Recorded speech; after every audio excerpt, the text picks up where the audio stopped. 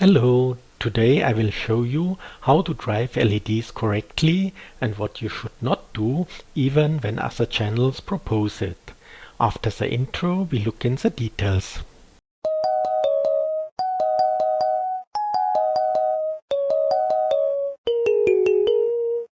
LEDs must be driven with a defined current through the LED. If you drive the LED with a constant voltage source, you need a resistor to limit the current through the LED. If you have more than one LED in parallel, each LED needs its own resistor to limit the current through the LED.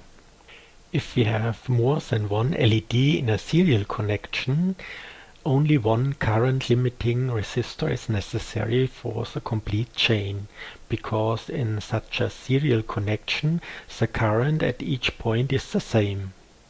In case we have several LED chains in parallel, each chain needs its own current limiting resistor.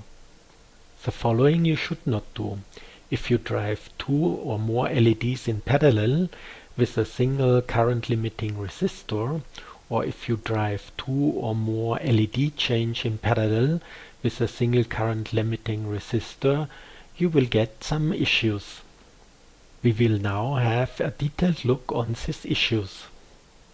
The abbreviation LED is for light emitting diodes, and like diodes, a small change in the voltage leads to a big change in the current through the LED. And that is the reason why LEDs must be driven with current and not with voltage. And furthermore, all important datasheet infos are related to the current. We have the average forward current, the peak forward current, the maximum current in relation to the temperature, but also the forward voltage, the luminous intensity, and the dominant wavelength or color point are a function or related to the current. In this table I have summarized the forward voltage data from different blue LEDs datasheets from different suppliers. Supplier 1 offers in his datasheet that he has pre-selected forward voltage groups which are tested with 5 mA test current, and each group has a span width of 100 mV or plus minus 50 mV. Supplier 2 has a test current of 20 mA, a forward voltage tolerance of 400 mV or plus minus 200 mV. Supplier 3 has at 20 mA a forward voltage tolerance of 800 mV or plus minus 400 mV. At supplier 4 and 5 we have 20 mA test current and a positive tolerance of plus 300 or plus 800 mV, and the negative tolerance is unknown. This makes the design of the circuit even harder. Here we have a typical forward current versus forward voltage diagram for blue LEDs. The yellow line is the typical line. The blue line is the line with plus 50 mV forward voltage, and the red line is a line with minus 50 mV forward voltage. Now we want to investigate what happens when we have two LEDs in parallel with a forward voltage tolerance of plus and minus 50 mV.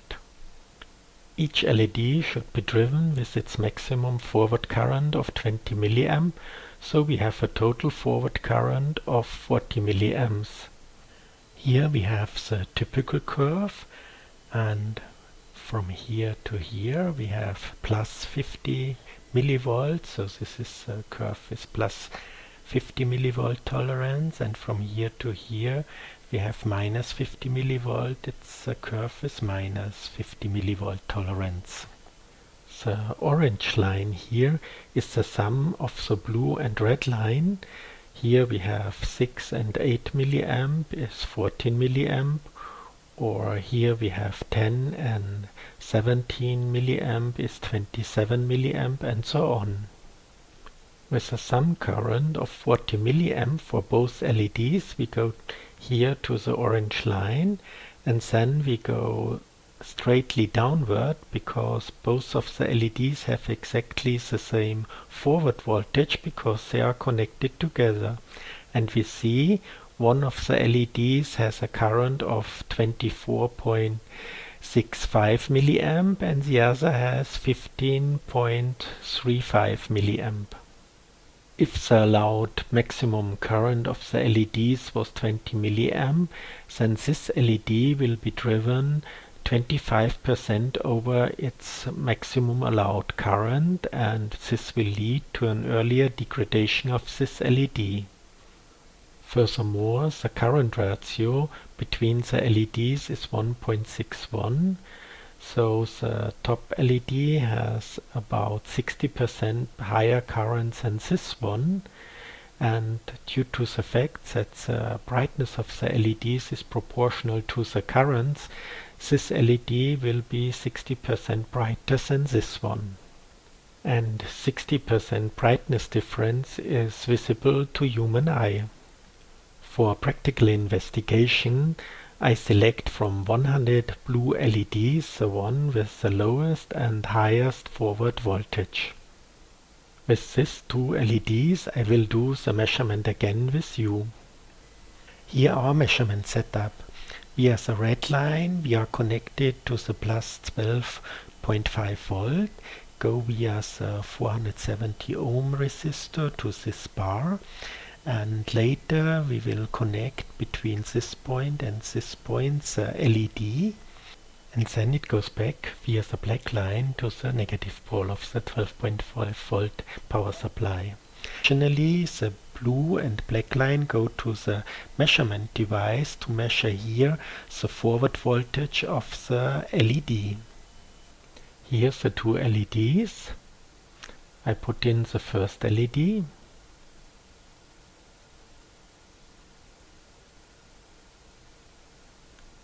And switch on the power supply. We see 3.053 volt, and it goes down due to the warm-up of the LED.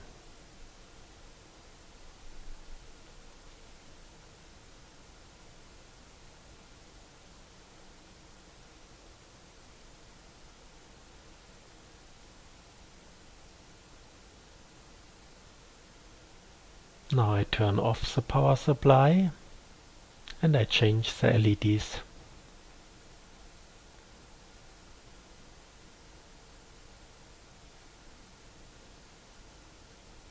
And turn on the power supply again. We see 3.003 volt and also decreasing due to the warm-up of the LED.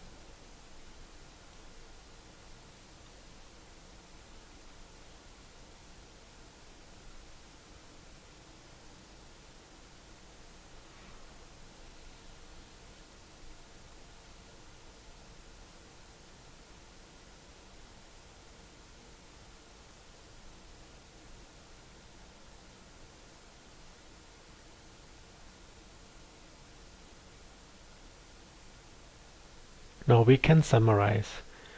We have the same supplier, the same LED type and the same delivery of the 100 LEDs, and the forward current was 20 milliamp and the lowest forward voltage was 3.003 volt and the highest was 3.053 volt. So the total tolerance of the forward voltage is plus minus 25 millivolt.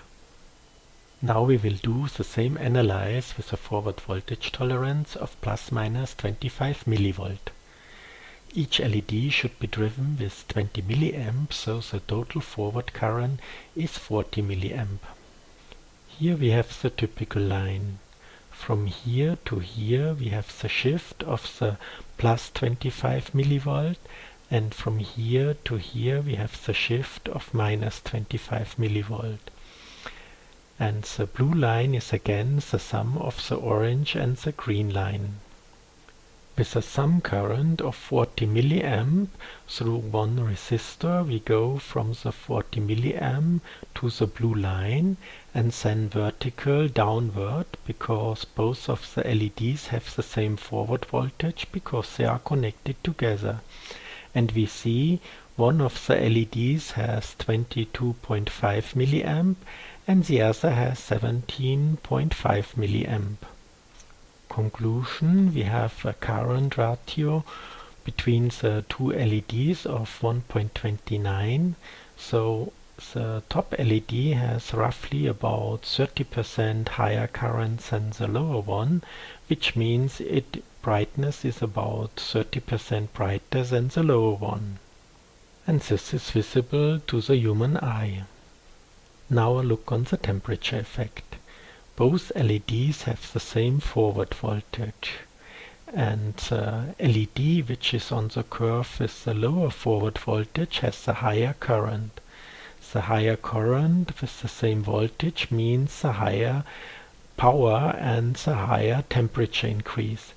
This means that the green curve will be shifted more to the left than the orange green, and this makes this difference in the brightness even more worse due to the temperature effect.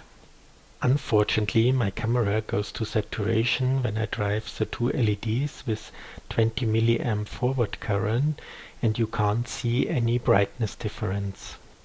To avoid the saturation of the camera and make the brightness difference visible with the camera, I reduced the forward current of each LED to 0.1 milliamp. So I use a 100 kilo ohm resistor at each of the LEDs. In my setup I have here a removable shortage bridge. When the shortage bridge is built in, both of the 100 kilo ohm resistors build up a single 50 kilo ohm resistor, and as a result you will see we have a different brightness of the two LEDs.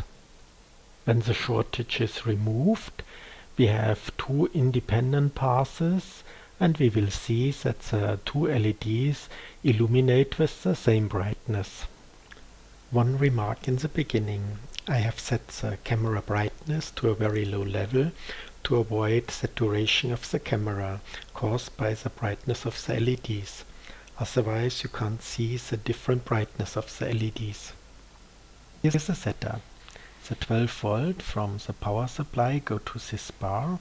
From this bar we have two independent 100 kilo ohm resistors to these vertical bars, and these two vertical bars are linked with this bridge.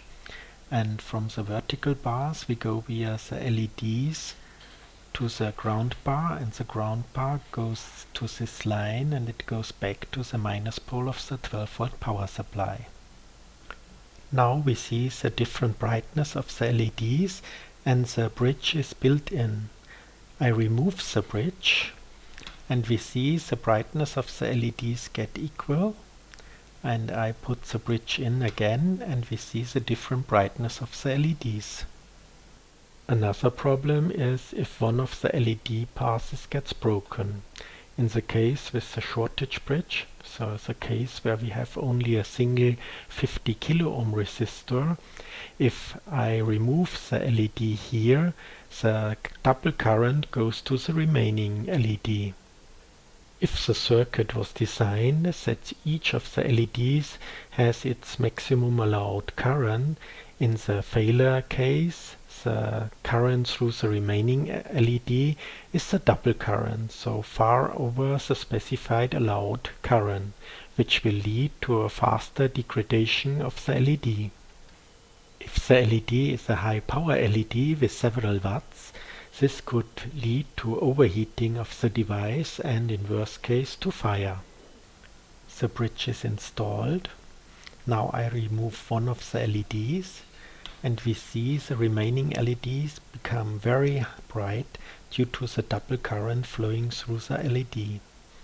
When the bridge is removed, we have two independent passes here, and when I remove the LED now, it has no influence on this path. This path will illuminate with the same brightness.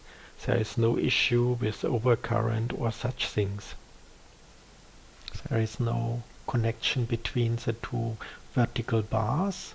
I remove now one LED and we see we have no change in the brightness because of the independent current path.